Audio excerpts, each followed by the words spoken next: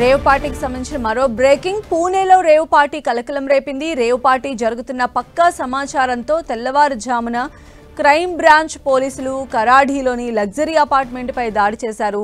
Liquor, drugs, hookah సామాగ్రిని స్వాధీనం చేసుకున్నారు. రేవ్ పార్టీలో పాల్గొన్న 7గురిని పోలీసులు అదుపులోకి తీసుకున్నారు.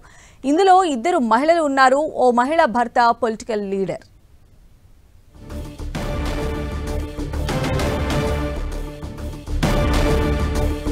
వీకెండ్ వస్తే చాలు ఎక్కడో ఒక చోట రేవ్ పార్టీ అనేది జరుగుతూ ఉంది.